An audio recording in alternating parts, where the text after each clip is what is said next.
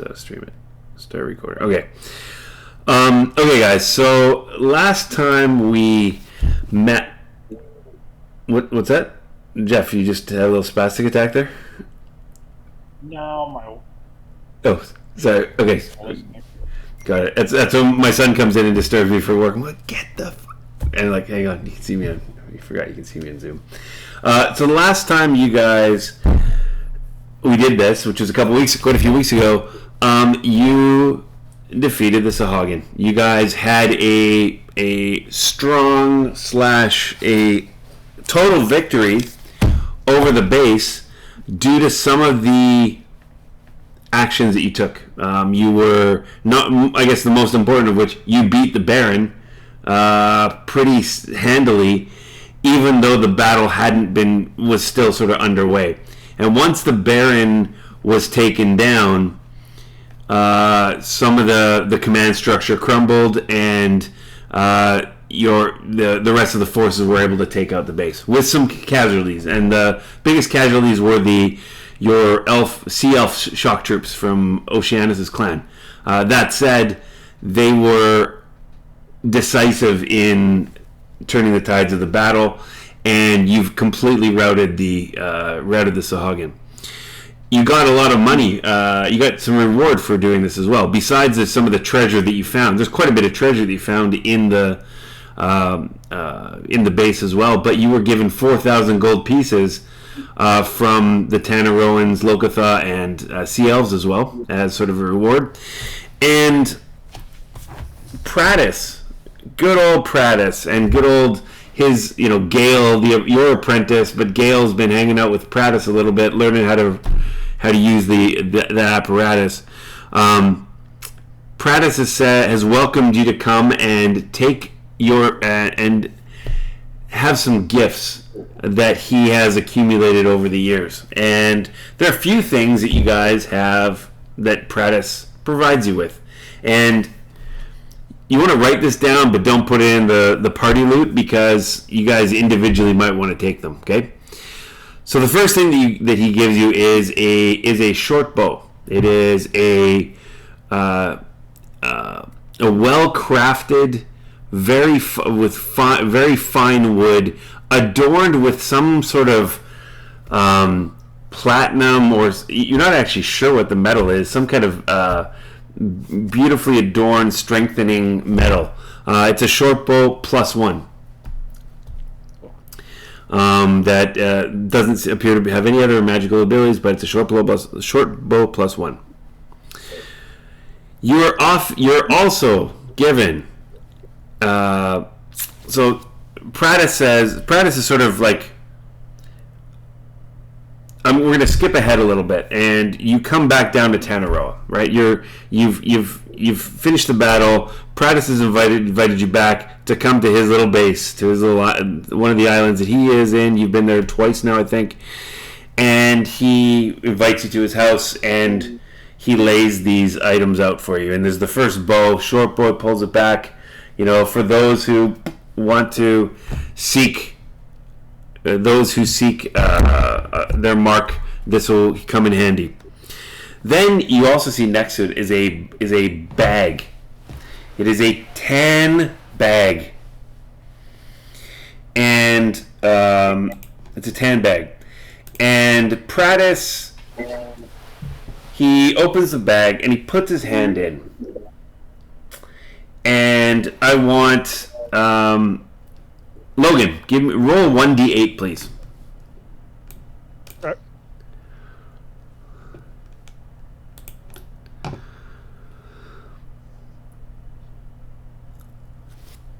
A 2, excuse me.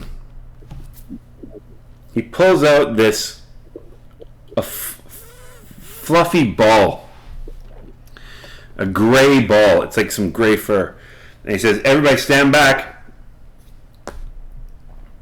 And he throws the ball to the end of the hall, one at the ends of one of his rooms, and so basically, as soon as it hits the floor, you see a puff of smoke, and that fuzzy ball becomes a very large gray ape. and starts looking at each one. He going, hoo, hoo, hoo, hoo, and he's sort of smiling at you, like. Hoo, hoo, hoo, hoo. He looks over at Pradis, and he goes up to Pradis, puts his head, bows down, puts his hand out, and Pradis touches his hand, and the ape goes off to the corner. Hoo, hoo, hoo, hoo.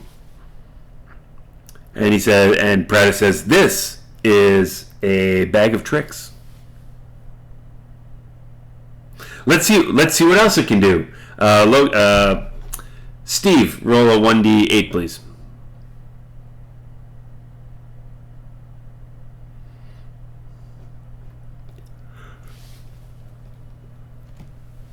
Pulls out another ball. It is sort of like a bristly, brown, tough-haired ball. He goes, "Okay." And he goes. He looks at the ape. He says, "Move away." And the ape moves away. Throws it down. Same thing. A brown, ornery boar appears and looks around. He's looking curious. He doesn't look. He's not attacking. He's just looking curious. And Pradis goes and gets gives him some bacon, and the boar eats it.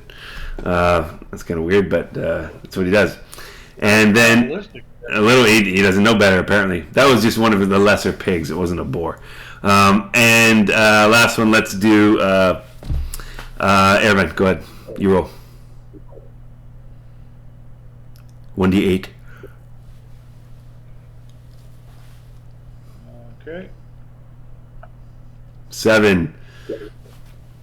Pulls this sort of a whitish gray puffy ball. Does the same thing. There's a dire wolf looking at the ape, looks at the boar, looks at you, and it sits down, and he begins howling. And so there's these 3 animals just sort of sitting there looking at Pradis, and he says, "Gentlemen, this is the 10 bag of tricks. Enjoy." And he goes, "There's 5 more creatures. I don't know what they are, but you can use an action. Pull this out, throw it up to 20 feet, and when the object lands, it transforms into a creature, depending on the roll." So and a reverse Pokeball. A reverse what? Pokeball. Exactly. The creature is friendly to you and your companions, and it acts on your turn. You can use a bonus action to command how the creature moves and what action it takes on its next turn, or to give it general orders, such as to attack your enemies. In the absence of such orders, it acts in a fashion appropriate to its nature. So, anyway, those are, you know what? And that's, so, I'm so sorry, guys. The ape was correct, but the other ones were incorrect. I was looking at the wrong bag. The second creature that popped up was an axe beak. We don't like axe beats. And then the last one that popped up wasn't a dire wolf, but close enough. It was a giant hyena. So you got some badass beasts that come out of that. So that's your bag of tricks. And I'll add this to you guys so you can see, show to players. There you go. Show to everybody. There's your bag of tricks. Also show you the short bow. You can see that as well. Those should pop up in roll 20. And then next to the bag of tricks, any questions about the bag or the short bow? Nope. There is a beautifully crafted velvety red and with yellow or gold adorned thread and trimmed hat, and basically Pradis takes it, puts it on his head, and he just sort of says, what should he say? I need a random word. And I wish I hadn't. Sorry? Hoorah. Hoorah. Hoorah. And he says, hoorah. And you see Pradis appear to be appear to transform into the chief of the Tanaroan tribes. And with a voice that sounds more Tanaroan, can you tell me apart? Maybe you can't. And he takes the hat off and he turns back into Pradis. He goes, ladies and gentlemen, this is a hat of disguise.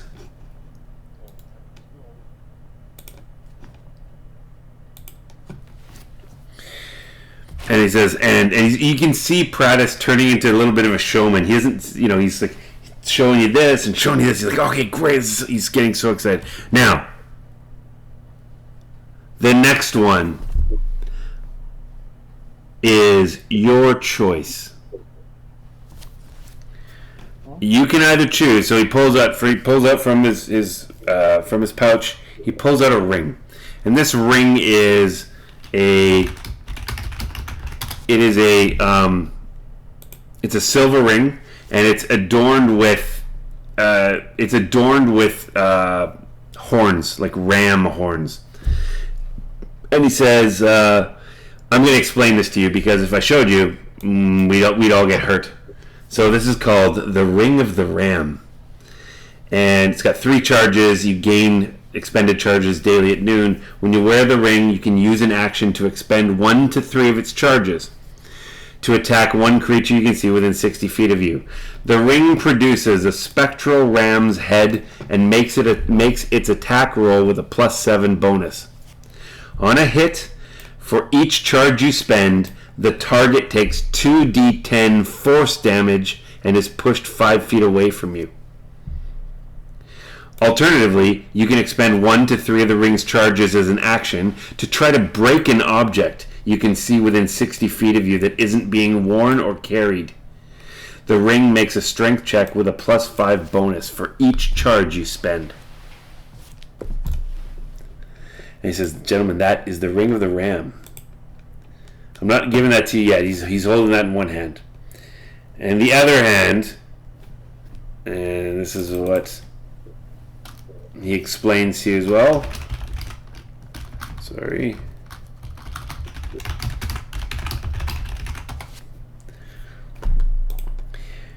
From his back, he pulls out a long sword. A long sword. And he said, and this sword looks, what's the right way to say? It looks not evil. Let me just say what it looks.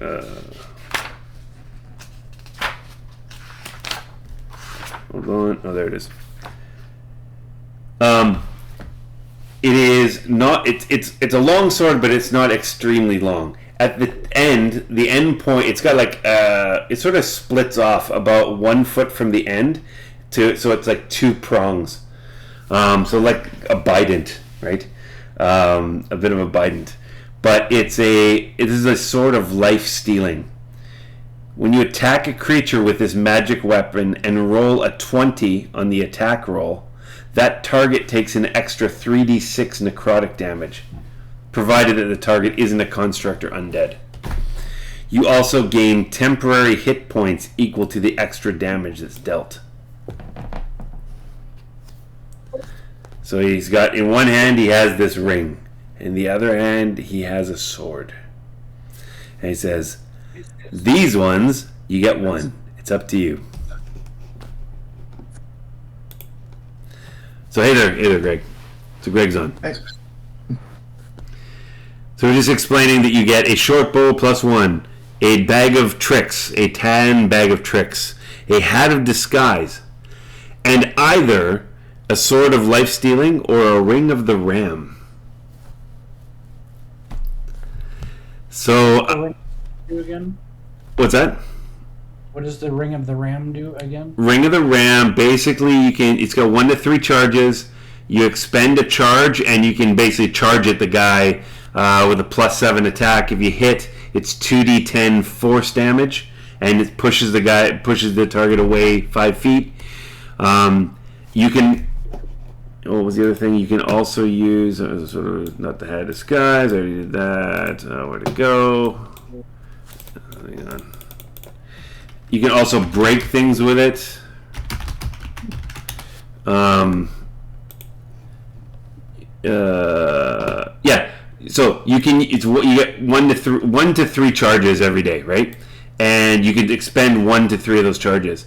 If you do an attack roll for every on a hit with +7, for every charge that you spend, the target takes 2d10 force damage and is pushed 5 feet away from you.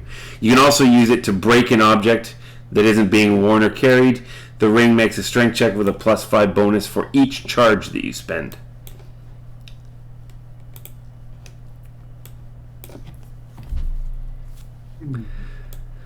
So you guys got to think about it. Prada says, "Hey," and he goes into the kitchen. He says, and you can still see this ape, the hyena, and an axe beak, a very odd group of animals in the corner, just looking at each other, well behaved, listening to what Pradis is telling them. And Pradis brings some food. I guess it looks like leftovers to feed them, and they begin eating. He's also got some tea for you. Says, "Think about it. What do you want to do?" Is what he says. The ring or the sword. You also get a short bow, a bag of tricks, and a hat of disguise.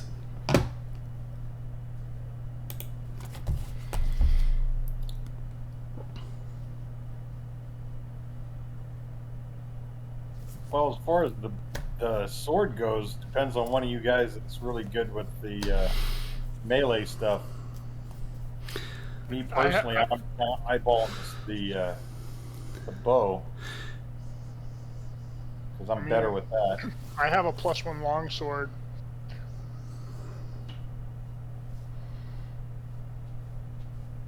Well, the ring of the ramp can be used nicely in close quarters, so. Yeah. Yeah, none of them really are anything that I would use, so one of you three go ahead and take whatever. I'd do the ring over the sword, in my opinion. While you're discussing this, you notice that Axel is not. Axel is still with you, but remember we said that he was kind of, something has changed in him. He's not really paying attention. He doesn't really care about what's going on. He's checked out. He's got something on his mind, but he hasn't explained to you what it is yet. I think we need to give the paladin the life stealer. That would be hilarious. Here's the question. If the paladin has to go do something, what do we do for a tank? I got a bear. Yeah, you got a bear and you got me. I got Got a bear. We got a bear. There's a cleric. Yeah, cleric has some. I need some plate armor, and that'd be great. I can tank. Well, I can keep long range stuff going the whole time if necessary. I did just jump up on my sneak attack by 1d6, so I'm now at 4d6 for the sneak attack stuff. Nice. So, as I say, and that works with ranged weapons or finesse weapons. Well, I'm not a tank by any stretch of the imagination, but I am a finesse / range weapon guy. So I can be the long range artillery, as it were. But Yeah. close and personal, unless I get real lucky and then dodge the hell out of there, I'm not the guy for that. I think I'll take the sword if you guys don't mind. I mean, next level I get divine strike. Nice. So I mean, I can So hopefully you get either the sword or the ring. So you choose which one you want. Yep. Yeah. So I get divine strike as once at level 8 you get the ability to infuse your weapon strikes with divine energy. Once each of your turns, when you hit a creature, With an attack roll, you can cause an attack to deal 1d8 radiant damage, and it does not use a spell slot. Mm-hmm. So That works for you. Yeah. I'll take the sword and start playing frontline tank. Who? Or secondary frontline tank. Yeah. So you're going to tell Pratis, thanks for the Ring of the Ram, but I'll take the Sword of Life Stealing. Yes. Okay. Let me add that in here. And that's almost funny as with a cleric stealing life. Hey, this cleric has no qualms about that one. Well, that's what I'm saying. It's just kind of humorous. I'm going to add this to you guys. Show it to players. There it is. So as Pratis is, you guys are, you've been drinking your tea. The animals, which are pretty wondrous, you guys are like, wow, this is kind of cool. Especially you, Kane. These are sorry, guys. Oh my god. Oh, what a week. It's kind of just fun to see these random creatures there, and Axel asks, he's again not in a great mood, but he asks Pratis, when do those animals go away? He goes, either when they get knocked down to 0 or the next morning. So they're not here. They're just going to be here for the rest of the day. And Axel goes, okay. And Axel walks out. He just looks up and he walks out. And he's just in a bad mood. You guess. So he walks out of the Pratis' base. So now you guys, everyone else is away here. So the Poseidon is so if you remember, I don't know if you can see the map right now, but Pratis' island is in this middle of the little archipelagos, right? Near the other villages, the Teneroan villages. And you've come back here. So the Poseidon is sort of, just it's just harbored off the shore here. You've got a few Lokatha that have come with a few sea elves, including Oceanus, that's come with the crew as well, and the Teneroans have also come back, and they're planning to have a feast in Teneroa for you guys. Before you do that, though, before that's to be done, you guys are visiting with Pratis. He says, and Pratis says, you have some now. You have some extra accessories and rewards for your good deeds. And he says, he also says, Logan, there was some stuff there that is cause for concern. He says, didn't you have some kind of glass miniature, some kind of creature? Yeah. Can you show it to me, please? I pull it out and show it to him. He says, can I have it, please? Yeah, I hand it to him. And he looks at it and he says, we must investigate this. There is something is afoot. And did you guys didn't mention who heard the word Kopru? That was you, Clay, right? Or Logan? Do you remember hearing Kopru? Yeah, I do. He says, we need an expert on this, and my cousin, I believe. Is it my cousin or is it my brother-in-law? I can't remember these days. Somebody I know might understand this a little bit better. And he says, what I will do, he says, give me some time. I will find out more about these Kopru. They appear to be dangerous, and we don't know enough about them. We don't have enough information about them now. But if we can do a little research, maybe I can help you in your endeavors. So he's giving you those items, and he's going to do some research for you on the Kopru and this miniature. Okay. I tell him that he can hold on to the miniature for us. He says, "Thank you. It'll take some time to figure it out, but I'm sure I can do the research on it." But for now, you need to decide what to do. Maybe away from the prying eyes of all the factions here. So he leaves you alone in the room for you guys to discuss what you want to do next. Guys, I think we really need to go after these Kopo before they take over. Because if they decide to take over, it's not going to be just this island. It's going to be the entire world.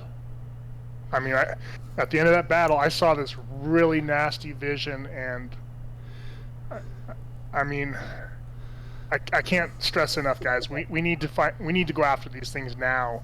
If we wait too long, they're going to continue to multiply and grow and take over races to give us a lot of problems. Not Axel. Erevan, I need you to give me a intuition. Insight check, please. An insight check. I'll tell you what it's for in a second. 7. Oh, 6. Sorry. Okay. I don't need to tell you what it's for. I was going to say, probably not. Nope. I'm not the guy Okay. who feels like stuff. No. You guys, who is the on the Poseidon? Who is there with the captain? By the way, guys, I don't have my Isle of Dread book right now. It's in a box somewhere in this house. Which is chaos. I'm so lucky. I found my Dungeon Master's guide, which was packed away. I apparently didn't bring it on the truck with me. I got it this morning. So, but I don't know where that book is. So, people's names and etc. I'm going to be a loss, including the crew. So, who is teamed up with the captain? My notes are also elsewhere. Okay. Was it you? Is either Erevan or Axel? I don't know that I was teamed up with the captain. No, okay, then probably Axel. No. Maybe it was Axel. I'm pretty sure I was the navigator. Yeah, you know what? Hang on. I was navigator. You're navigator. Yeah, that's what my job is. And You're with the navigator? Okay. Yeah, I'm the navigator. Okay. You're with the navigator who was the boat, was it the Liam? Who's the navigator? First mate or bosun? That was probably me. Okay. That's fine though. So I'm going to say it's Axel. So with John Lynn Sandor. Axel comes in as you guys are talking. Again, he's not been very communicative, but he goes, guys. And he goes, guys. And he goes, can I talk to you for a minute? And now Axel wants to have a word with you. Yeah. He says, I'm sorry, I haven't been in a great mood, and I've been a bit of a dick. I've just had there's something heavy weighing on me, and it's I need to deal with it before I can continue. He says two things. One is it's not my thing, but I think you should know that whatever you're doing, the crew of the Poseidon is getting. I've confided. John Lynn Sandor has confided in me, and I've been talking to some of the crew. They're ready to call the port to head home for a bit. It's been a number of. Actually, it's been, how long has it been here? More than about a month. And they say there's been a lot that's happened. Some epic battles. Some people have died, but not everyone. But those that are left see that you guys have amassed quite a bit of treasure. There's a lot of opportunities here, but a number of them want to go back to see their families or call into port. So whatever you do, that should be a priority as well. He said, and then he says, but Lathander calls to me, and this calling is more than I've ever felt in my life. He calls to me so strongly that it is more important than the Kopru threat. of which Lathander has. He says, I've had visions. I've had visions of the Kopru, as you say, Clay. Logan. They are coming to take over the world. He says, but not yet. But not yet. We need to be prepared for them. Just finding them is not enough. We need to do some research. And the Sahagin were more urgent. The Kopru are more dangerous. And we must deal with the Kopru appropriately. But it does not need to be now. It needs to be soon, but not now. This is what Lathander has shared with me. Or this is what Lathander has spoken to me in not so many words. But there is a strong pulling I have that I must do. There is a mission that I must do alone. It is on the Isle of Dread as well. I've had dreams and visions of a defiled shrine to Lathander in the middle of the island. But Lathander has quested me to take on this by myself. I will be leaving you tomorrow. We will see each other again, but for now, I will need to go deeper into the Isle of Dread for my mission for Lathander. And he goes, that's what's been weighing on me, and that's why I've been in a bad mood. I've been with many of you since the Citadel, and we've been through a lot. We're at level 7. No, he doesn't say that. So let us please continue to talk. I need to be alone in my thoughts. And he walks out. Okay. Hey guys, I was thinking maybe because the crew wants to leave, we can also work as a team and explore inwards on the island, and we can have the crew set up our business transporting and taking care of all the petrified wood. And that means that our crew would be able to they'd come here, so we can, if we need them, we can maybe leave word for them, or if we don't need them, they can spend time with their family while transporting all of the stuff that we need so we can make some money. Works for me. That makes sense. Yeah. So just to be clear, you're gonna get John Lynn and the crew to take the petrified wood and your other treasures and stuff back to where? Or they're gonna stay with you, or what? So if they're going back, if they want to go back and see their family, so that's what they say they want to do. You guys still command them, right? They're up to you. You tell them what to do.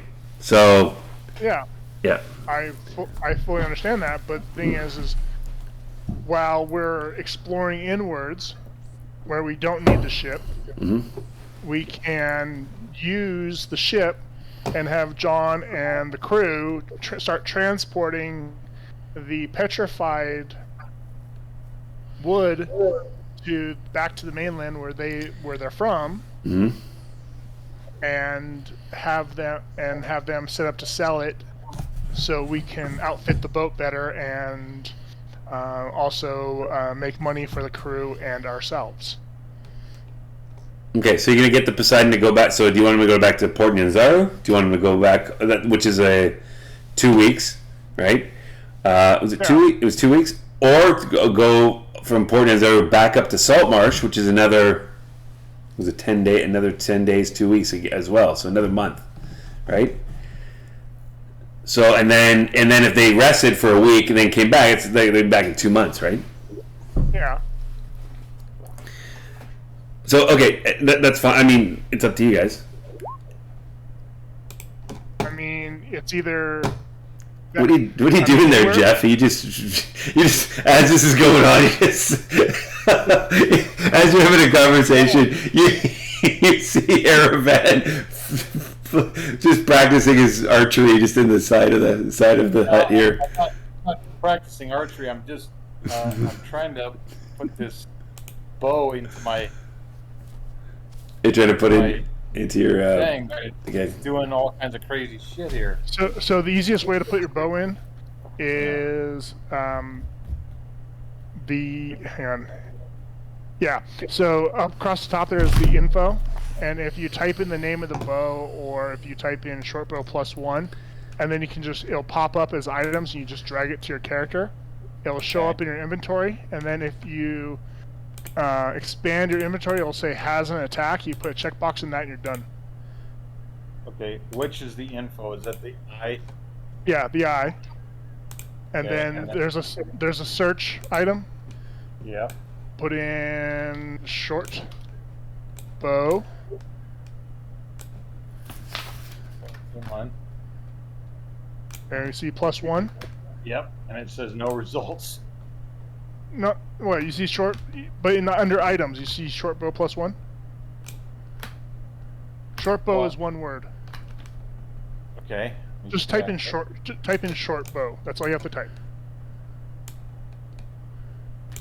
Okay, I still got nothing found. And it says D&D 5th edition.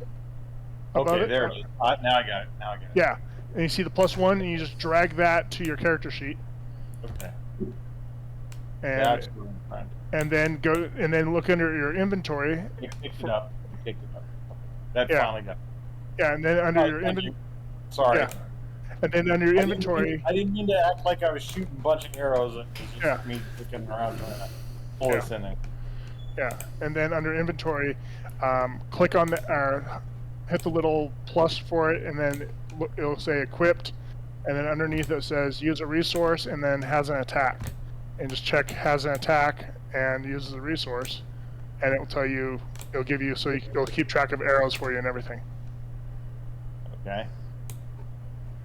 I'll see if I can figure that shit out here in a second. But, okay. Okay. I got it equipped, at least, looks like, I You think. taking the short bow to school?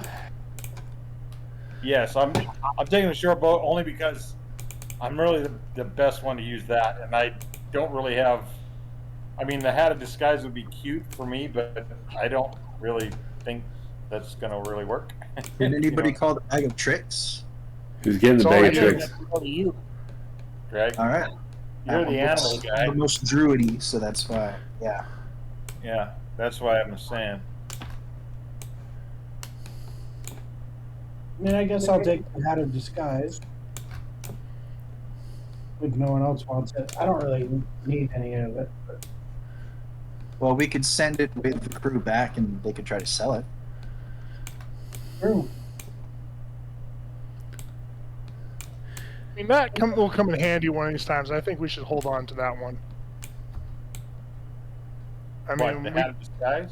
yeah, we could have used it to make ourselves look like a Locathud and walk in there. Yes, that's true, but it is what it is. It's really good with thieves as well as guys like me. But like I said, I'm probably better if I use the bow, only because of the fact that I'm very proficient in that kind of weaponry. So. Okay, so are you guys okay? Well, so are you guys? You're gonna say that John Lynn and the crew are gonna go back to? So you're gonna send them to Port Nyanzaru or Saltmarsh? So where's their family? The crew. There's two of them from Chult in Port Nyanzaru. There's one from Waterdeep, and I think if you look, did I write it right down? Just send them to Port Nyanzaru. Maybe Yep. like 2 weeks there, 2 weeks of leave. Yep. And 2 weeks back to Two Chultons, one from Waterdeep, one from Saltmarsh, and the other from Uthgard and Amn. So again, I think that it's less about the family and more about, hey, we need to get back to quote unquote civilization here. Yeah. Okay, so wherever we can make the most money from our rocks. How many rocks did you have? I would say go back to well, where we started from, Saltmarsh area. We each had like one big one, and then, but I mean, we can. I was thinking of setting up the operation of show the captain on the map where the stuff is, and have him fill the ship and start. Yeah, that's totally cool, and I totally agree with that. It's just a matter of we got to get set up. Yeah. Okay, so you guys, all right, so got it. Okay, so you're gonna get them to go back to where the rocks were, get them to haul a bunch of the rocks back to the ship, take the rocks over to Port Nyanzaru. Port Nyanzaru is the closest. You can probably get more for it in Waterdeep or Saltmarsh. And if you got to remember what your original mission was, and it was to help restore or put Saltmarsh on the map, right? That's one of the key things. Logan, that's not what I don't think that was your original motivation here, but that's okay. My ship was attacked. I'm still hunting down people. Yep. Got it.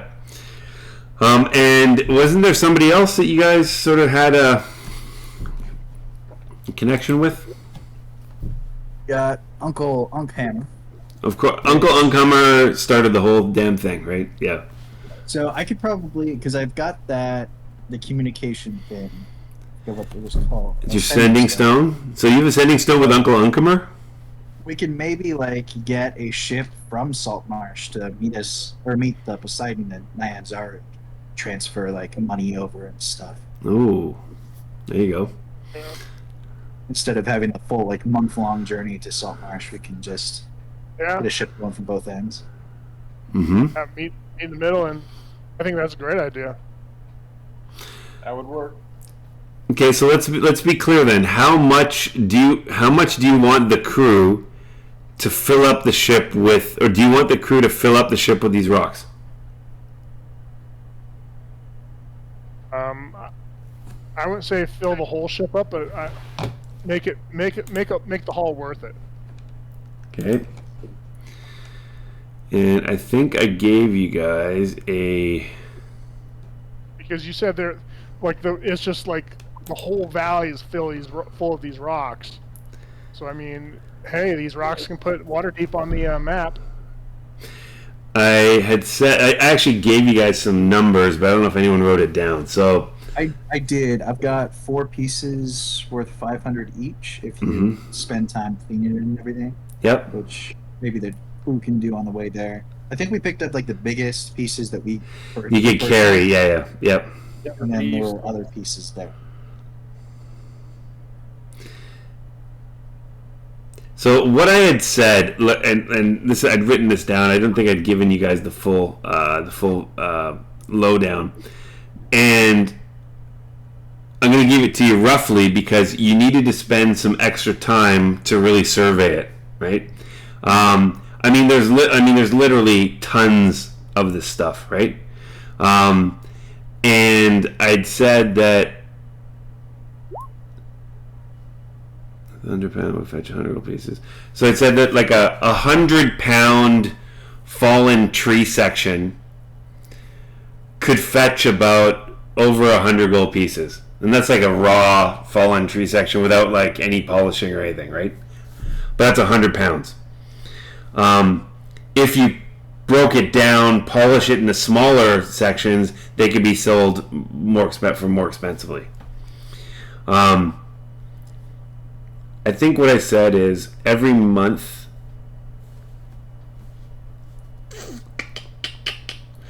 Hold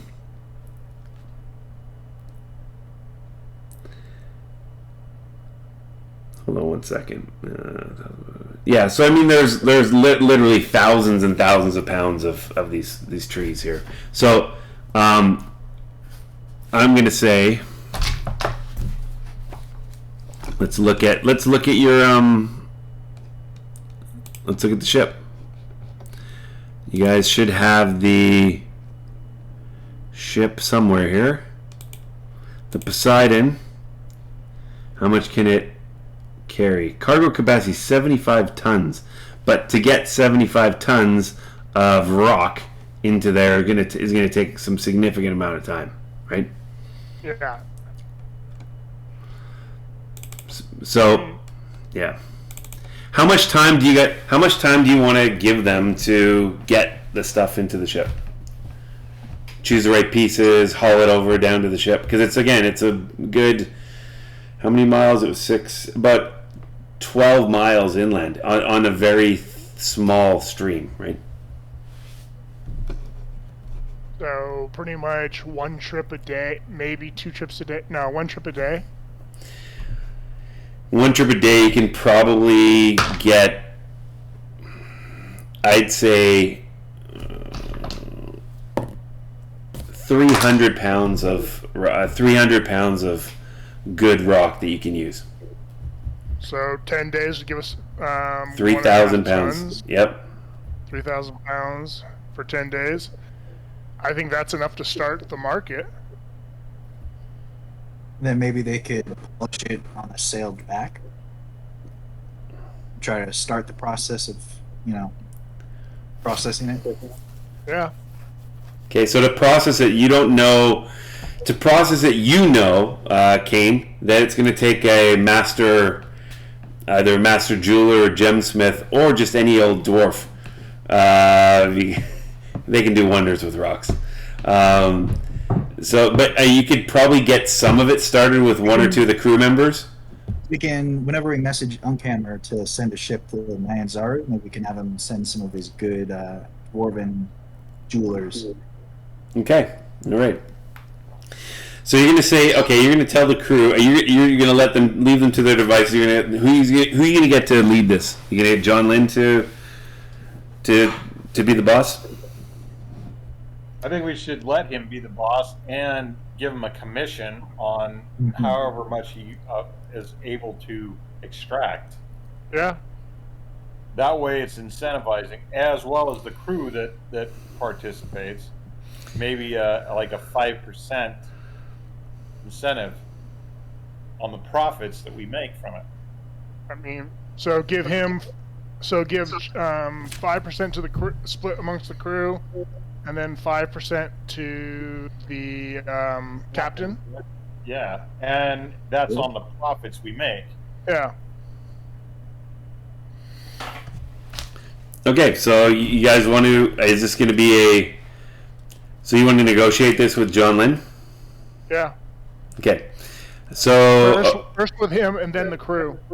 Okay, so you call John Lynn. So you call John. As you're in Prattis's place. Prattis is very happy for you guys to use his abode for discussions. You call John Lynn to come for a meeting, and he says, "Arr," and I'll do a pirate voice, even though I don't think that's what I originally made him sound like. "Arr, how y'all doing there? It's been quite an adventure so far, but my boys are a bit weary, and we long for the comforts of a warm port, a comfy bed, and an even warmer wench. But what have me to do for you? What have me to do for you? Sorry." I'm not thinking straight. What do you want me to do for you guys? And you explain. What are you going to explain? How long do you want him to do it? What are the parameters again? You said Go for it. I think we said 1 week up hauling the petrified rocks from wherever we were to the Poseidon. Then About 10 days. About 10 days? Yeah, 10 days. That's right. 10-day processing. So 10 days. Yeah. Getting good quality rocks from the quarry to the ship. Yep. Travel to Port Nyanzaru. Okay. Where you'll meet You up should with. have Unkhammer meet you there with some dwarves to get the stones nice, and then maybe take those back to Saltmarsh. And then once you're there and you've helped unload that stuff onto the Saltmarsh dwarves, take like 10 maybe 10 days to rest there in port as you leave, and then come back and get us. So how long? A 10-day or 2 10 days? I think maybe 2. I'd say just a 10-day. Just one? Okay. Yeah. So 10 days of working, sail for that, and you get 10 days off. And if we're not, and we'll either if we're we'll leave a note in port if we need you. If not, 10 days to load back up and make another trip. I think we should also have them purchase some more of the spices that the Tanneroans like. Yeah. Sounds good. Okay.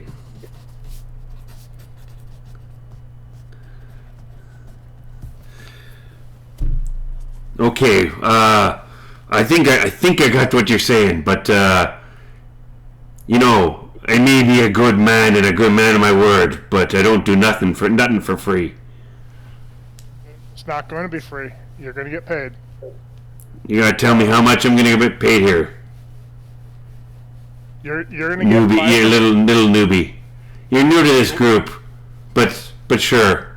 You tell me how I'm gonna get paid. He gives you a bit of attitude. I will let our druidics. We're thinking anything that we make off of the petrified rocks, you personally, John Lynn, will get 5%, and another 5% split amongst the crew. And then we've probably got some extra coin lying around. Give me a perception give me a persuasion check, please. Persuasion. Oh, that's great. I didn't want to do that.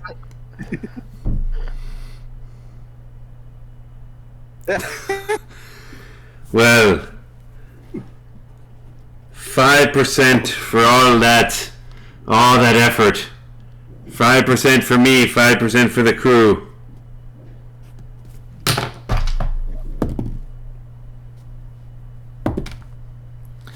He says, I can take the 5% for me, but you gotta bump it up for the crew a little bit. But I need 8% for the crew. I think we can do that. No, 7% for the crew. Oh, you want to persuade me there, eh, Logan? Give me a roll then. Yes, I do. Oh, this is Give me a roll. You landlubber, you. Oh. Well, that's fine. 7%, we'll do it. Because you did bring us the opportunity to the crew. So when are we getting paid? Are we getting paid when we drop off the rocks, or what are we doing here? You get paid once they're sold. So you want me to sell them then, eh? You want what? Your uncomer? So just to be clear, they're taking the stuff off our hands. We're not going to see them again, but then we're going to get 12% of nothing. No. How does this work? You're gonna drop the rocks off with the other ship, and then spend a 10-day relaxing, drinking, and all that. Have fun, and then you're gonna come back down here, and we'll either leave word with you at the port that we need you, or if not, you'll load up again and head back up. And when you do, you'll meet up with the ship, and they will give you the money. Gentlemen, They need money. let me remind you of a couple of things that's gone on here. First of all, I appreciate you like you wouldn't believe that you've saved me and me crew from a shipwreck. I owe you my life, but I have said that I would give you a couple of months for some free service, but this is going above and beyond. I am going to need to eat and feed me 12 little John Lynns in somewhere off in the mainland, and I don't remember where. But you're talking about future. I need now. Don't you have a bunch of that gold you just got there? Do have a lot of gold. We also have a lot of art pieces if you'd be willing to sell those. Art! Art! No, but you'd sell them in Nyanzaru. You get 12% or whatever that What do I know about selling art? You're talking about I'm a captain of a ship. Come on. What do you want me to do? I mean, we can get, we've got good old Annabelle here. She's feisty, but I guarantee she knows nothing about art. Maybe Levesque. I mean, his cook is shitty, and maybe he knows some fine art. I don't know, but definitely not Kurvash. He's a brute. But I can get as good a price as I can, but I'm not going to be an expert here. Is that all right? Think. Yeah. What do the rest of you think? I don't know. I don't want to speak for all of us without. So where's your... Okay. Yeah, I've not been able to spend much money in my career anyway, so.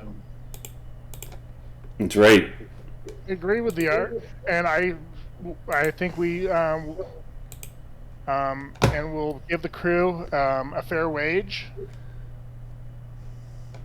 up front. Okay, now that sounds good, but you got to tell me, what is this fair wage about which you speak? There's a crew of you got 20 crew members plus these 6 sort of the important crew. So you got about 25 people, 26 people 25 people you gotta take care of. 25 people, 5 of them are high ranking and 4 are just standard crew. Mm-hmm. Would we know what a... Let's just say it's one. I think it was 1 gold piece per day per crew. Hang on a sec. Oh, you gotta get me to go back to not NPCs. Yeah, I know it's what it is. It's like hirelings. So hang on.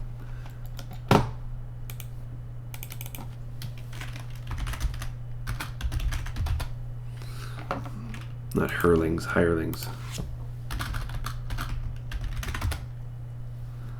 Range from 1 silver per day for squires, 5 gold pieces per day for heavy infantry.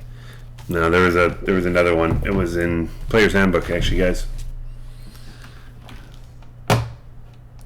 Sorry, hang on a second.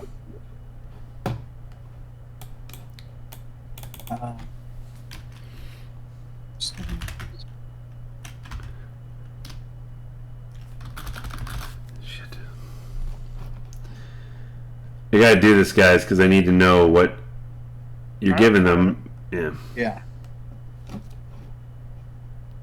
think it's not 1. Hang on.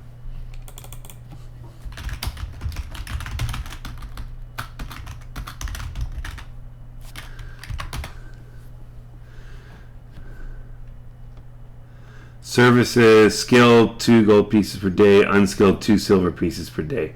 So there's 5 that are going to be 2 gold pieces a day. Yeah. So it's 10 gold pieces a day plus the unskilled at 2 silver pieces. So as you said, that's 40 silver pieces. Yeah, You said which is 4 gold.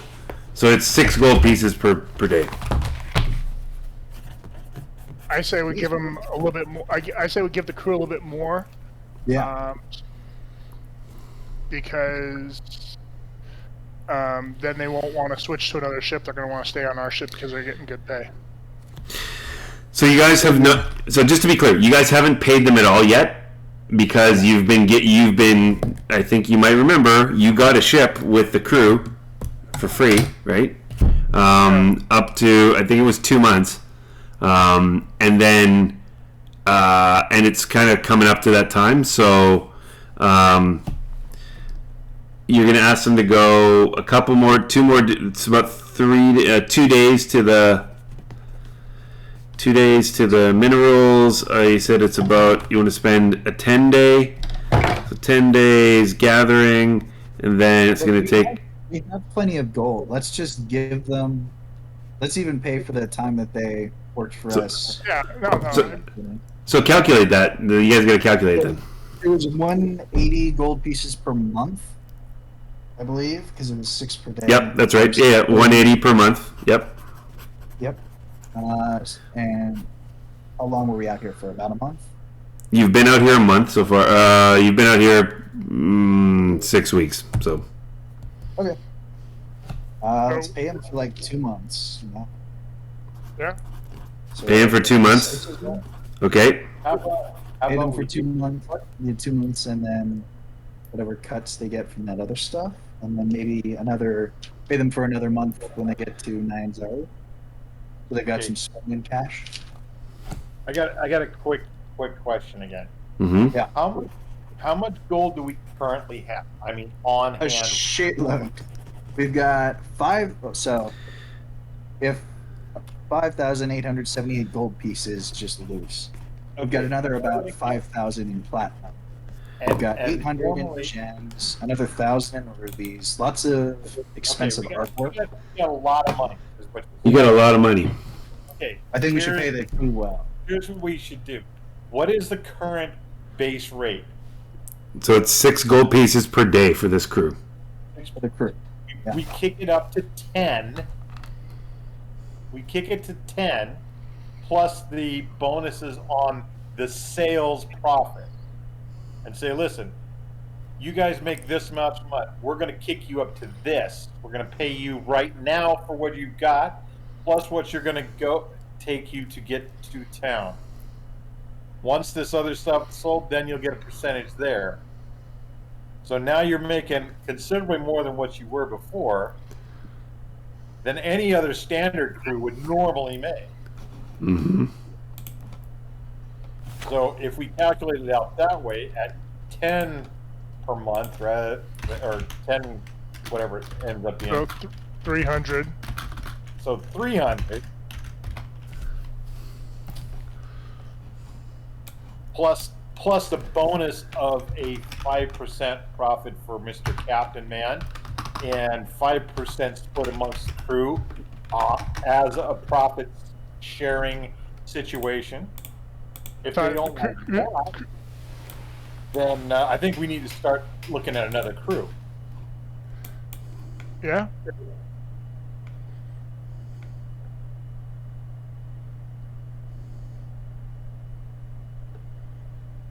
I'm in agreement with that. So you want them to hire another crew as well? No. You didn't see it. Oh, sorry. I'm saying if they don't go for that deal, Right. then we. I got it. Okay. We Yeah. pay them Okay, out. got it. So instead of them getting 7%, they're going to get the whole thing is going to be 10 gold. So they're going to get more money up front, but they're going to get a little bit less on the commission. Right. But we're paying them up front and for their current services to date. Yeah. Okay, so 10 gold pieces per day. So you're going to pay them for 2 months, right? So, wow, you're going to say, hey guys, that's them per day. So that's 300 per 600. month, 600. So you're going to pay them 600 for the services to date. And then it's about, I calculated 32 days from what you want them to do from now to get to Port Nyanzaru. So that's another month. It's another 600. Sorry, another 300. And then another week. Sorry, a week in port, and then are you going to tell them to come back or not, or are you going to? Yeah. Yeah. Yeah. If they come back, and when they come back, we'll either have word for them to stay and wait for us, or they need to haul another load. Okay. So just to confirm, you're paying them for their services to date and their month to do work and go back to Port Nyanzaru, are you also going to pay them in advance to come back, or just to get to Port Nyanzaru? No, not to come back. Just Okay. but they're gonna get paid the bonus when they get all that stuff done, and then it starts all over again. Once they get back, you Okay. go through the whole routine again. Okay, so bonus. Tell me again, 5% or 5% for John Lynn? 5% to the crew, 5% split amongst the crew, 5% to the captain Okay. on profits. Okay, so you're going to give him 600 gold pieces plus 300, so 900 gold pieces, and then starts again when you call him to come over. Right. Okay. Yeah. So, Aravan, and who wants to convince John Lind of this plan? You don't want me convincing them. Okay, go ahead. Go, Greg. We need the paladin. Paladin is not. He's morose. He's not convincing shit. How about Legolas? Legolas. Yeah, you haven't convinced it. Yeah. Negotiator. I have a pretty decent. You're better than all of us. Trust us. Just persuasion. Yep. But by the way, I also want to make sure that the families of any casualties that we had are compensated as well. Whoa. That's very. That's yeah. Okay. So persuasion, and I'm gonna give you an extra bonus on that. Yep. So he goes for it. He says. He looks at you, Steve, or Legolas. He says, "You don't say much, but when you talk, it's worth listening." And he puts his hand out and shakes your hand. Damn straight. How much do you want to give to the crew that lost their lives? There were about 6 that have lost their lives so far. I would say Round out to 1,000 gold pieces. Because we're Yeah. at 900. Round it Like a- out to 1,000. the Widows and Orphans Fund. Okay, so 1,000. Okay, 1,000 gold pieces. Take it off your party loot. The crew is now entitled to basically 10% of your rock profits. Profits. Yep.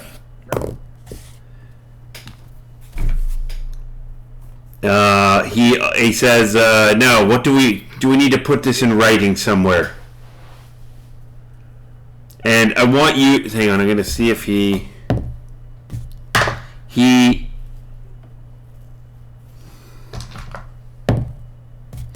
trusts Axel, but he says your paladin there seems to be a bit lost. But I know he and the rest of you are a good lot, so I trust you. But you might want to think about setting up some kind of company or something, because these waters are dangerous. The world is a dangerous place, but you want to give yourself some extra protection from the law. Poseidon Corporation. Yeah. Ooh, I like the sound of that. Okay, so you've now got the crew is ready to go. They, what do you want to do with? By the way, so I'm looking at your party loot as well. That is a shit load of stuff. You've got like 400 pounds of coins alone. Okay. Yeah. We need to send them with definitely some gold to purchase the spices on their return trip to give to the Tanneroans. Right. And we should probably ask the Tanneroans if they need anything specific that they can't get here. One of the Tanneron priestesses says she gives you a list of things that you could probably easily find in in Port Nyanzaru at least. There's like some spices. There's some like fine wood like pieces. There's now you also know that this group there's not a lot of metal in this society, so tools are relatively they would appreciate tools like metalworking kind of things quite a lot. Shovels. shovels, picks, knives, blades. Yeah. Okay, but she gives there's a list, and it's worth about, you'd probably pick it up for like 1,000 gold pieces. All right. And then maybe send some money back to Saltmarsh. Well, they'll get the rocks. They can get some percentage of that, maybe. And then as you're doing this, so Gale has been hanging out on the Poseidon, right? And you haven't really talked to him about anything, but you remember that he's documenting a lot of this stuff, right? So he's documenting the adventures that you guys are having. And if you're expecting more of these to happen, he's probably going to stay with you, unless you want him to send. Should we have him write the terms for the crew, so we have it in writing? Yeah. Yeah. Oh, good job. That's good. Okay, so.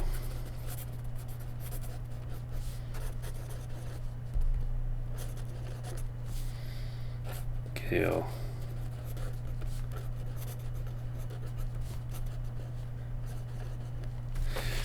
So he does write a little. I mean, it's a very brief.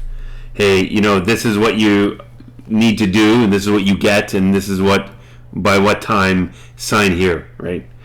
So all the crew members and John Lynn gets them to agree. He's very happy about it. He's also very happy because he gets 5%, and then the rest get 5%. He's very motivated here.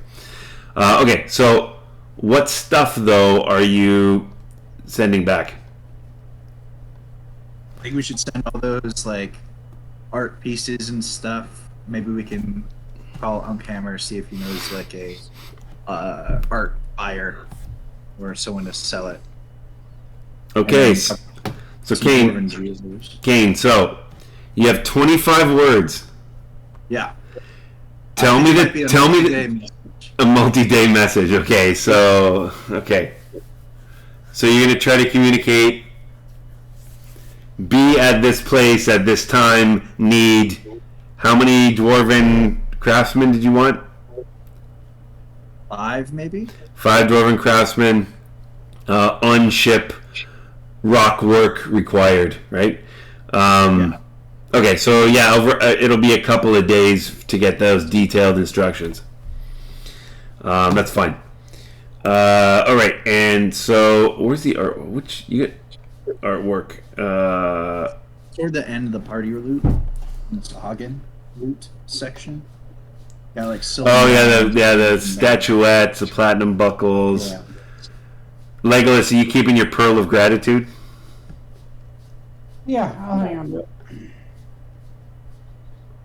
What about the cash?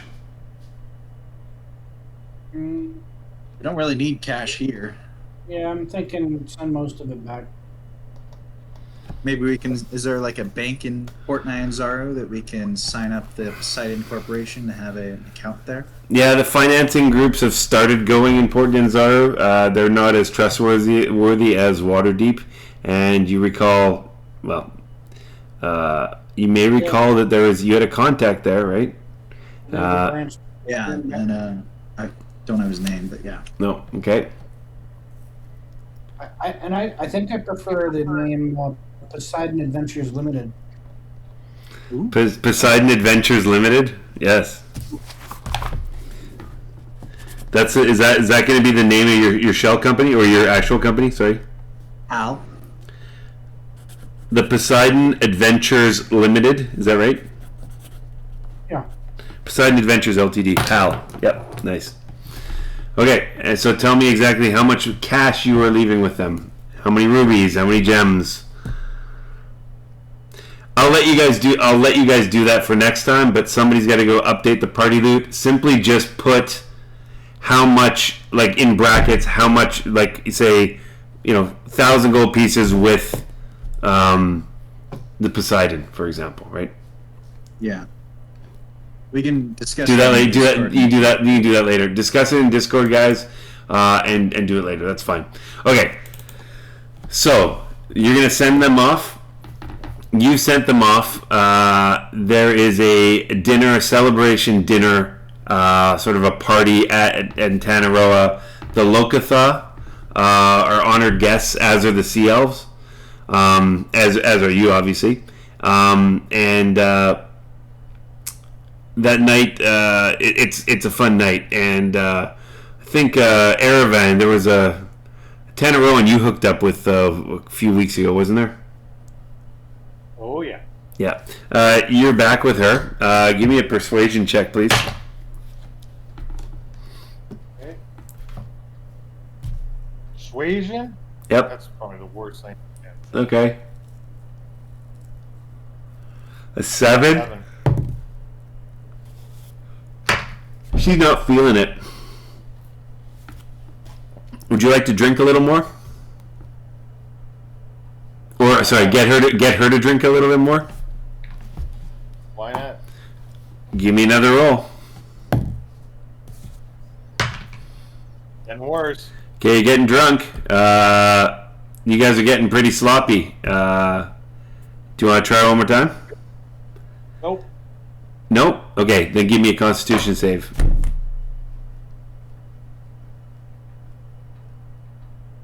Yep. 16. You keep partying. You're high on life right now. So, hey, one man's denial is another man's party. So that's Hey, remember, I'm a freaking Marine. exactly. You're like, hey, no, you blow this stuff off. Pff, no problem. Anything you want to accomplish during this party, this epic party, Kane?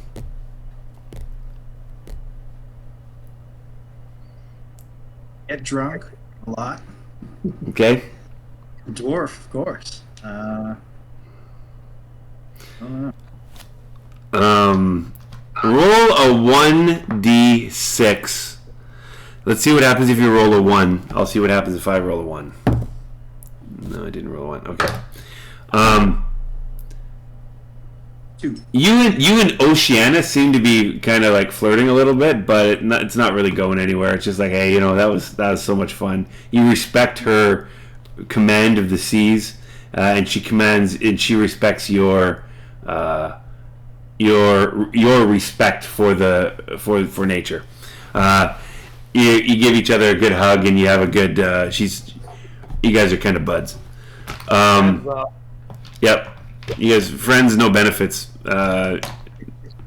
Legolas, anything you want to accomplish during the festivities from the Tanneroans? I just want to maybe eat, drink, and be merry. Maybe find attractive Tanneroan females and see what that's like. Give me a 1d6. Let's see what happens if you roll a 1.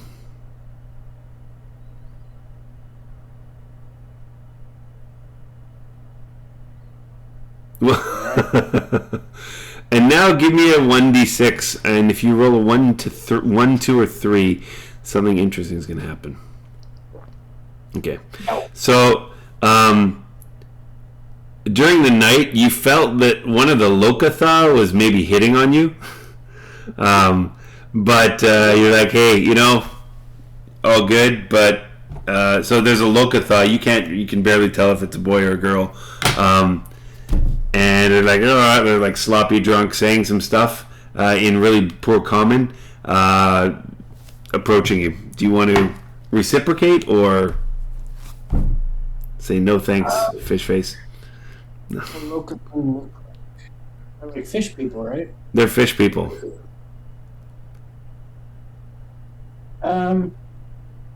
Yeah, I think I will politely decline. Okay. Give me a polite check. Politeness check. I guess that would be a persuasion? No, or charisma save? You're a face. So, no, performance. Give me a performance check, please. Okay. Oh, you smoothly get out of that situation, and in fact you introduce a Lokatha to another Lokatha, and that Lokatha is interested. So you see those two making out all night. You don't know, they go off into the ocean to do something that you can only assume is fish love, but Yeah. That's why I drink this water, John. Fish fucking it. Very nice. What you managed to do as well, Steve. You get a little shit faced. You get into some of the not the party loot, but didn't you have some fine wine on the Poseidon? Pretty sure you did. You had it was fine wine or fancy maps. You have prime venison. Oh yeah. So I'm gonna assume you guys pulled out the venison for the feast here, which is getting a little bit stale anyway. So you needed to eat it. I do not see.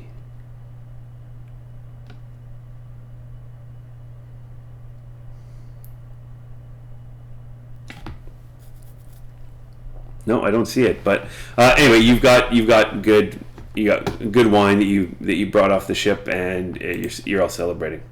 Okay, and Erevan, how about yourself? You already know. You know what you want to do. Kane, you said you want to do Legolas, and Clay.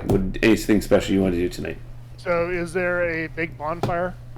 There is a big bonfire. Yes, there's a number of big bonfires. Yep. I go find the biggest bonfire there is. Yep. I spend about an hour praying my God, and then time to get drunk and have a good time and chase some tail. Give me a performance check, please. A performance check? Yes, I want to see how your party performance happens.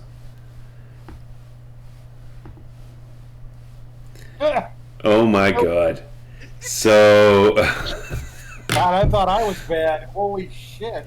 So, Clay, you are an absolute fool. You are not only fool, but you... give me a... Hang on, I'm going to see what this does. No. There is one of the Tanaroan village elders that you've deeply insulted. You walk over, hey baby, you want a party? And she's like, get away from me. You she can't speak very good common, but you just keep going, and you've gravely insulted her after they've said no. One of the her guards comes up and pushes you away. You fall into you fall back clumsily into the fire, and you take 2 points of damage as you burn your butt. Some people around you look and laugh, and you're like, as you promptly throw up in front of yourself. Give me not performance. Give me a... What the hell kind of check am I going to do? Hold on 1 second. I've got a good one, I think. And Clay Moonstar. Come on, Clay Moonstar, where are you? This is taking forever to load, guys. Sorry.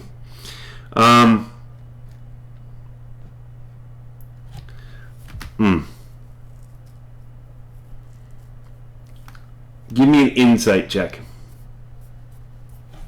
which you're pretty good at. 24. You're drunk, and you've just made a fool out of yourself, but you have the self-awareness that you've done, that you done fucked up, and by doing so, there is one of the healers who tries to help you out, and she is being kind as you say, "Oh, that was so stupid. I really screwed up. I can't believe I let myself get like this. Oh, it was me." And she takes pity on you, and you think she might be hitting on you, or she might just being kind. What do you want to do? You're pretty drunk. Dude, I'm gonna hit on her back. I'm sorry. Okay, give me a performance check. Performance. It's gonna be pretty high though. 18? High enough. And she politely declines you, but gives you a peck on your forehead before you go to sleep, basically pass out in the infirmary. So no harm, no foul, and she thought you were sweet, and then she reciprocated that. But you're not getting none. Y'all not getting none. Okay, the party. So go ahead. Can I roll perception to remember who she is? Yeah, give me perception with disadvantage. I was gonna say yeah, give me perception with disadvantage. 19 or 25. 19. You remember, but then in the morning, let's see if you remember. So give me a history check with advantage. History with advantage? Yep. A day's memory, that's history, isn't it? Oh!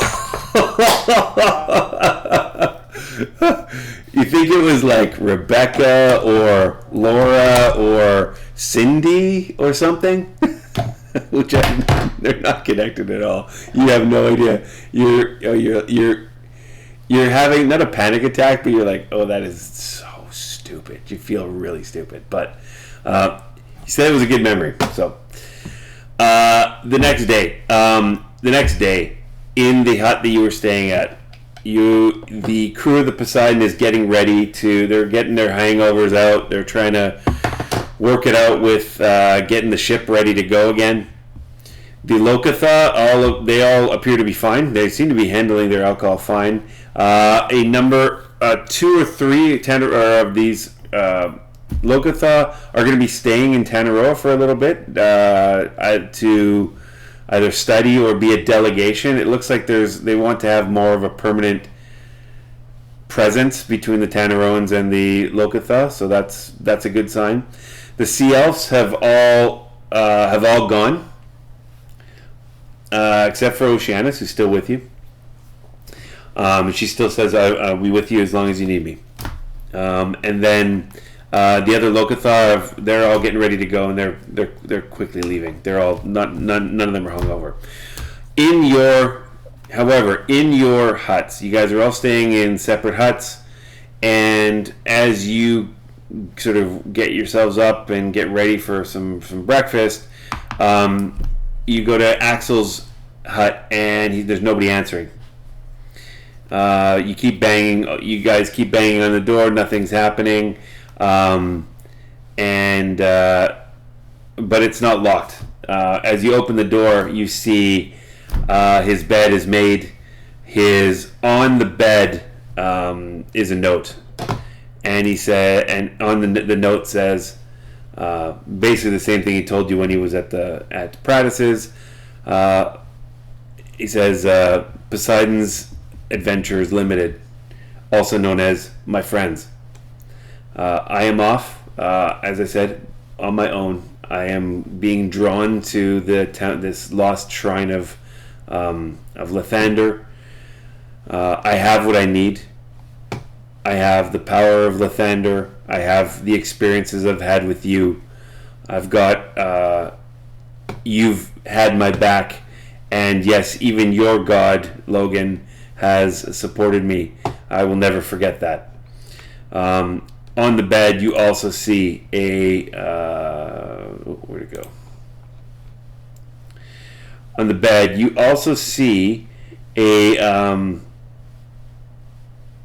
suit of splint armor, which he had been hauling along with him for a while, apparently.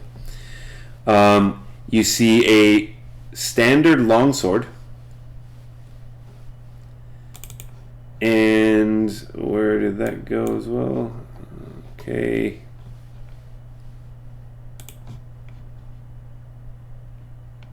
Hold on one second, guys. Sorry. You also see a pearl. And he says, some of this I will not need. Will need it more. And Axel had been holding a pearl of the sirens. It is a magic pearl that allows you to breathe water. I think it was in. I think you've got it somewhere up there, don't you? Maybe not. It's called the Pearl of the Sirens, and I don't know why it's not displaying, but you guys now have that as party loot. Okay.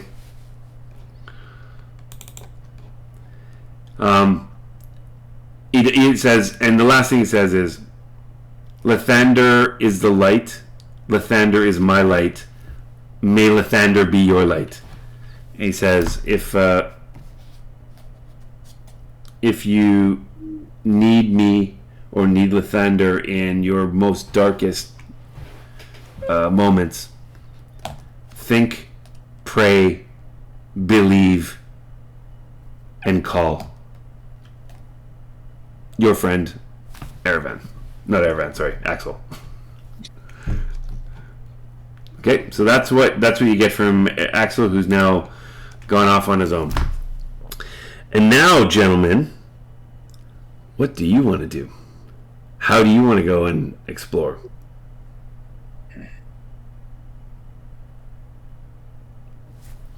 You can see the map. You're on the map. You are now, and I'll just put the Poseidon, I'm going to move, the Poseidon is now getting ready to leave. You guys are in the south city of Tangaroa. There is a big, massive wall across the peninsula leading into the interior. Follow that trail for as long as it leads. Okay. In there? Yeah. That's what you guys want to do? Yeah. All We right. could do that, or we could go up one of the rivers, I guess. But I think since we're right here, Yeah, I'd like to know why they built that wall. You said it's splint mail? What's that?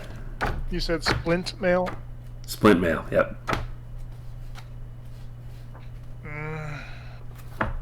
I kind of want to keep my mithril chain. Yeah. 'Cause Okay. I don't get One has disadvantage. better AC. What? Which one has a better AC? Splint by 1. versus That one no point disadvantage. But I also get disadvantage on stealth. Okay. My mithril chainmail. You're not the stealth guy, though. I'm the stealth guy. I understand that. But my mithril chainmail I can wear underneath my normal clothes, so it looks like I'm wearing normal clothes all the time.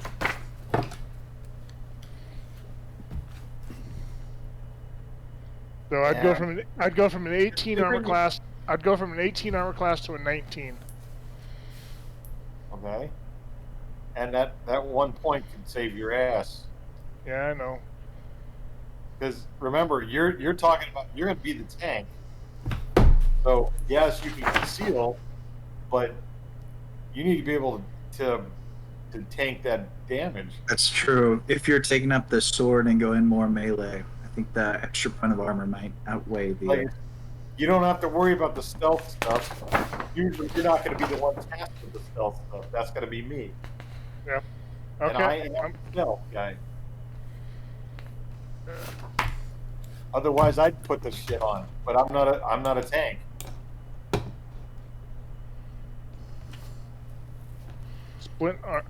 Splint armor.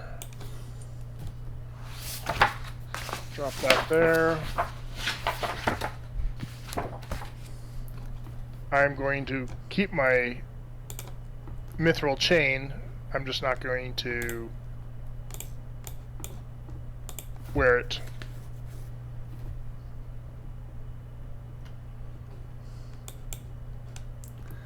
Just not going to wear it, okay? Or can I wear it underneath my splint? No. I mean, That's technically, true. I can wear it underneath my regular shirt and everything. But no. Okay. Sorry, guys. No, I mean, no chance of two layers of armor, unless it's very specific. Okay, so guys, here you go.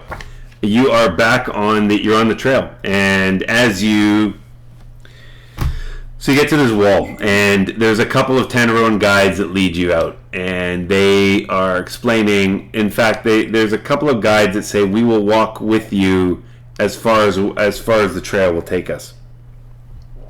There are 6 additional Tanaroan warriors that say that they're going to accompany you. They will not go off the beaten path because they say there are beasts and dangers here. When we're on the path, it's fine, but if we go off this, many of us do not return. So you're going to be on your own. Good luck, boys, is what they say. So they say that they did not build this wall. This wall was built generations ago. And again, it's stone. It's the technology of this wall with these towers that every half mile there's a tower with that are guarded by some of these warriors, and it goes on for miles. And they definitely didn't build it. They were here when they as far as they know, they've been here forever. And they don't know if it's to keep us in or keep things out. It's just always been here. So are you going to set off? Anything else you want to prepare before you set out into the Isle of Dread? Okay. No. Okay. So, all right. Sorry. Did you want to say something? I was going to say I was just going to rearm with arrows again, but other than that, yeah. I don't get it. You could do that. Yep.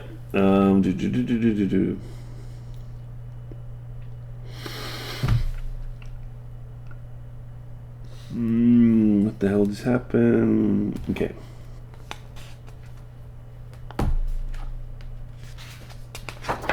Okay. So as you go, and I can't even remember, what did we say? How many? Dear God, how many can we go? It's like 1 per day. No, hang on. I think I said.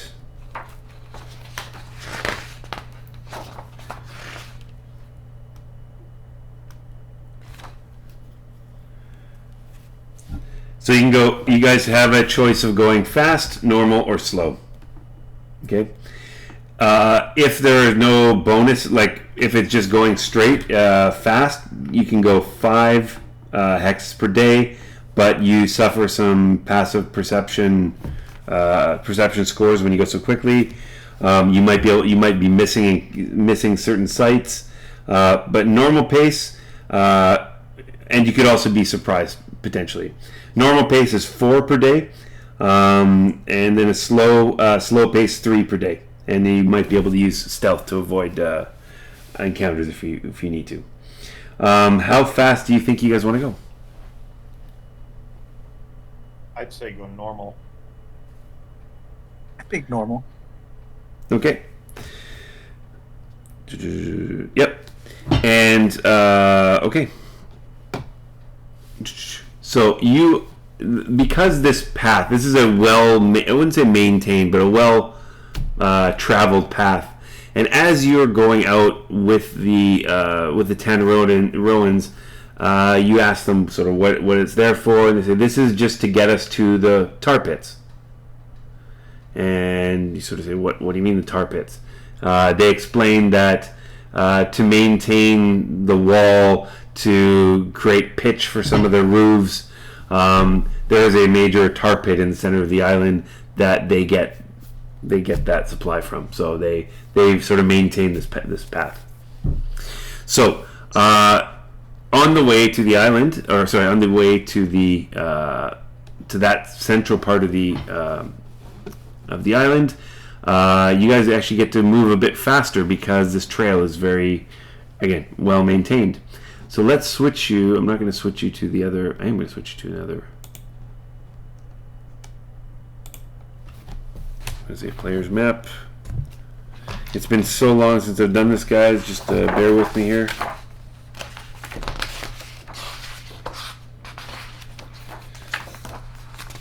Oh, really, man? Really? Okay. So first of all, I need. Let's get Legolas. Roll a 1d6, please.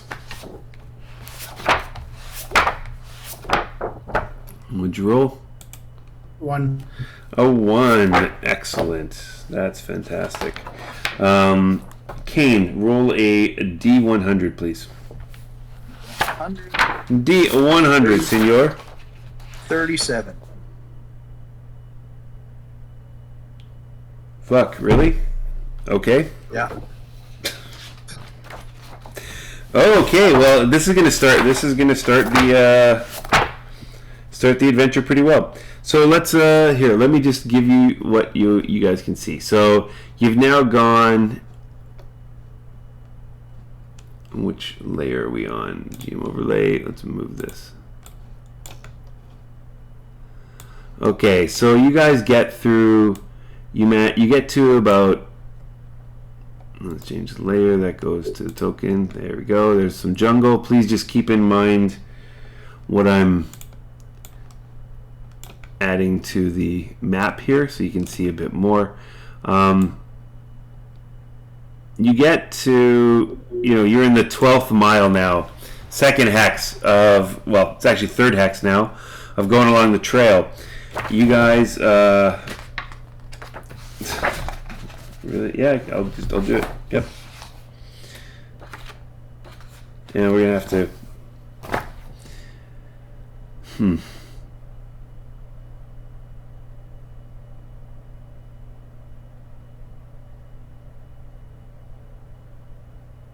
Okay. As you're going through the jungle. There's a path. You notice what appears to be a very large shadow go by the sun. And you look up and you don't see anything. And the Tenerons are a little disturbed, like a little uneasy. And then you guys can clearly see about 300 feet in front of you a very large shape pass by the about a few hundred feet ahead and about 50 feet above you, an unmistakable image of a dragon. And it is y'all can see it's a red dragon, and it's sort of whoosh, it goes by and you can't see, like, where did it go? Oh no, where did it go? You want to do anything? The villagers are just like, and they're like, a couple of them are like, they got their spears and they decide to hide behind a couple trees. What do you guys want to do? Yeah, probably try to find cover. Say that again, Kane. Find cover. Find cover. Take cover. Okay. So you take cover, and you see again about 50 feet ahead. Well, no, about 100 feet ahead of you. You see the unmistakable image of this a red dragon. Now, has any of you seen dragons before? Your characters. In Yeah, books. in that first adventure that we did, there was a small, like, I think, white dragon. Was that a young dragon, or was that a baby? Is that a young? I think it was young. I'm not sure. We didn't fight it. We negotiated our way out. So Kane, you can tell. Actually, Kane and Erevan. Hang on, and Legolas. You guys can tell that it does not appear to be it's not a huge dragon. It's not massive, which means it's not usually adult. It's a youngish dragon, and he sort of comes down, flaps his wings. You can feel the wind blowing at you as you got cover, and he lands, and he stops. I wish you could see what I'm doing, but he lands. He stops. He looks around. Come on out. I'm not going to eat you yet. He says this in common. As he says that, you see two of the Teneroans, quote-unquote brave warriors, run back. They run away. The other four just like... he sort of... Step out. Whoa. A brave one. I step out as well. Another one. Oh, Go to. I have. Oh, excellent. As do I. And he said, and the other Tenerons do. You look delicious, but I'm not as hungry now as I am for revenge. Ha ha ha ha! And as he laughs, you can see a little bit of the fire coming out of his throat. And he says, I am Bravorax. Have you heard of me? Of course. Before you answer, he says, of course you've heard of me. I am Bravorax of the Isle of Dread.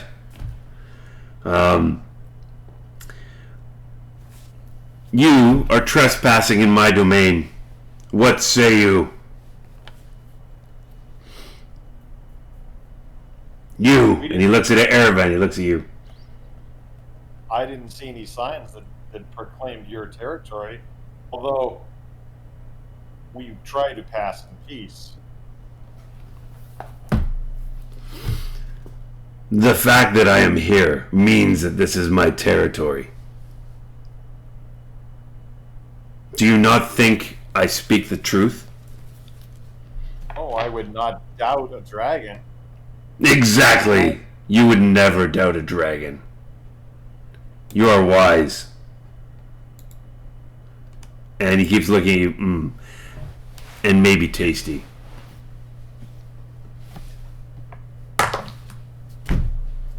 And he just stands there looking at you guys. He looks at each one of you. He looks like he's making up his mind or thinking about something. You say you have a thirst for or a hunger for revenge. Maybe we can help you. Maybe you can. And he says,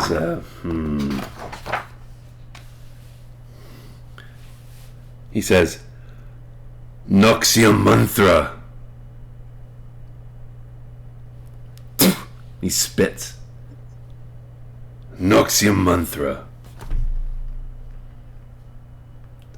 Sounds like a vile name.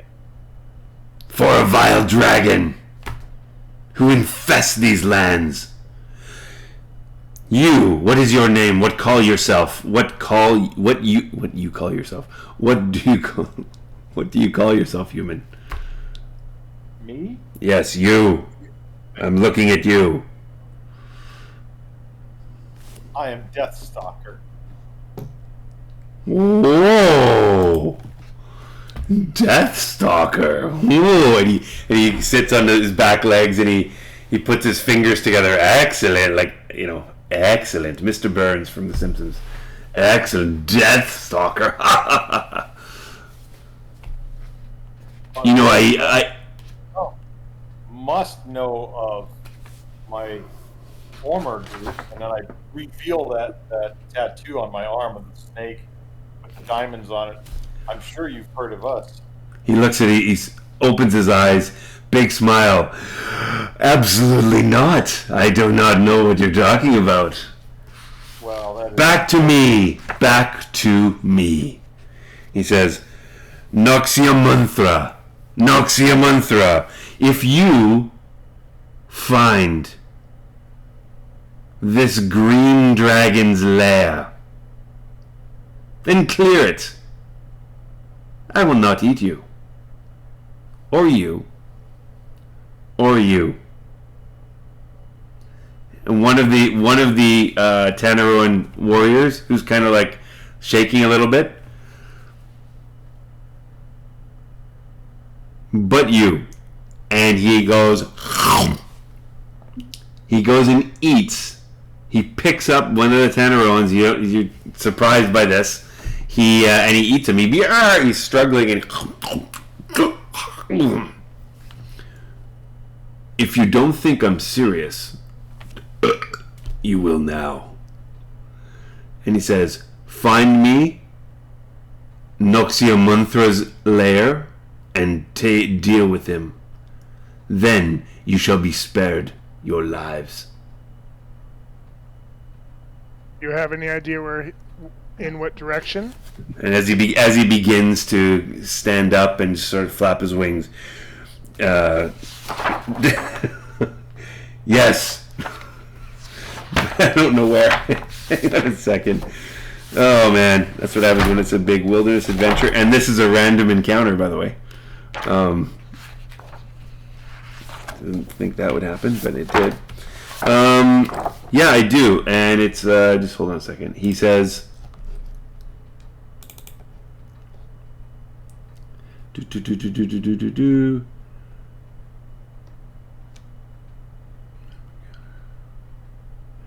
okay, that would be there. So that will be. It says, I do not know exactly, but I believe it is to the northeast-ish. Party. It would take you long to get there, but I will. If you had these, and he looks at his wings as he's starting to like unfold them and start take off again. If you had these, we could get I could get there in no time, but you will take some time. Do not let me down. Remember, Noxia Munthra. Deal with her. Her or him? Deal with her. And I will hinder you no more. Fail. And one of you is next. As he sort of picks his tooth, and he begins flying away. That's all he says. Okay, so with that, you have met Bravarax, and you are supposed to take care of Noxia Munthra on your way to find out where these, where the Kopru menace is coming from. With that, we're going to end tonight. It's a few minutes early, but I'm not ready to run another encounter. But you've got another half day. What I will do, though, is I will ask Logan, roll a 1d6, please. D6? Sure. 1d6.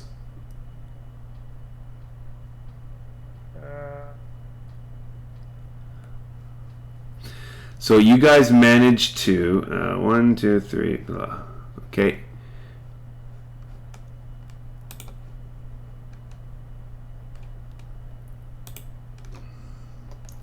So 1, 2, 3. I'm gonna say you guys managed to get to here.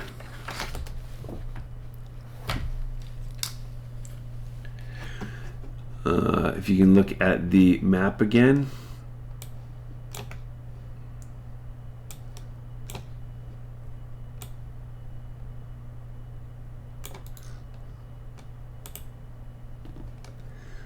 And I will do this.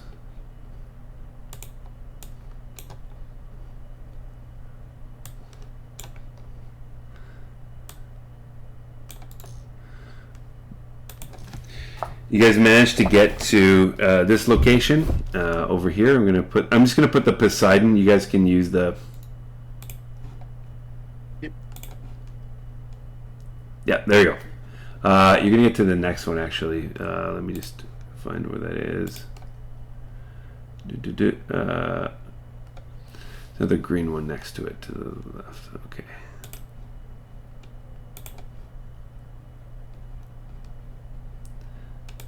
It's grassland. So yeah, the way I did this was just take a whole bunch of these clips. It's not the fastest way to get reveal the map, but so you managed to get here. So move it. Yeah, there you go. And that's basically where you camp for the night. The Tanaroans who are left, there's 3 left.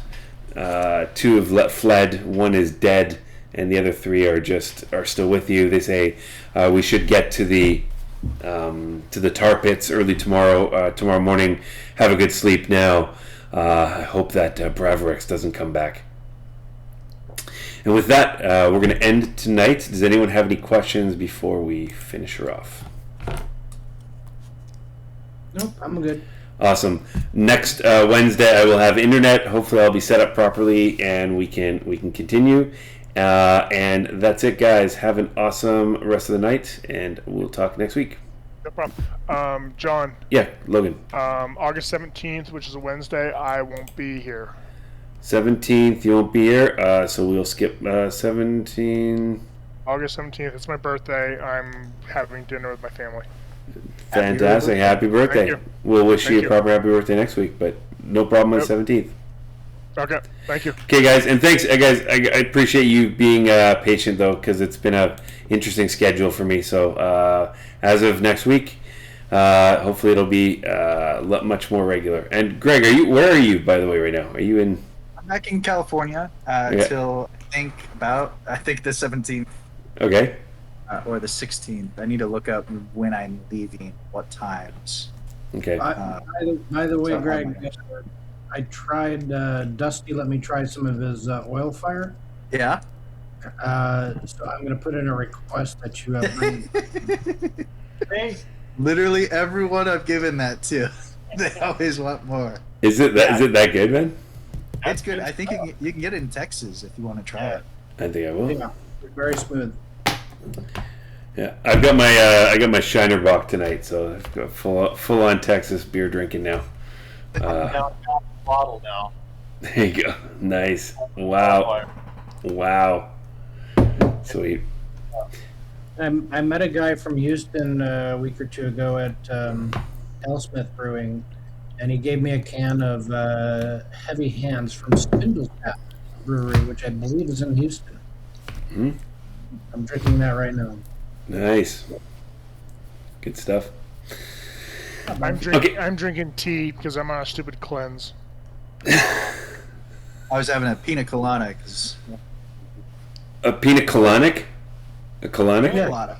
No, I know. Different kind of cleanse. Oh, Got it. That's awesome. Well, hey, Greg, when you get back, then my wife and we were talking about we're dying to. We're assuming that Oklahoma is kind of like the Vegas of northern Texas. So the ex homeowner here, I'm getting all his mail like all from all these casinos. Like, hey, I guess he went there all the time. And close to Vegas. There are a lot of casinos up there. A lot of Native American land. Hey, and also it's also go watch the movie Logan again. Oklahoma City and the casinos are prominently featured in that movie. I actually just saw that. I just saw that like a few days ago. For the first time? Oklahoma City. For the first time? Yeah. What do you think? I really liked it. For some reason, I had it in my mind that somebody else was going to be in the movie, and they weren't. Yep. I guess I just thought. It was the last Hugh Jackman Wolverine movie, right? So, and Patrick Stewart. That was one of the better superhero movies I've ever seen. So, very dark, very good. Anyway, guys, hey, have an awesome rest of the day, and we'll talk to you later. Okay, night. Catch you later. Ciao. the game. Bye.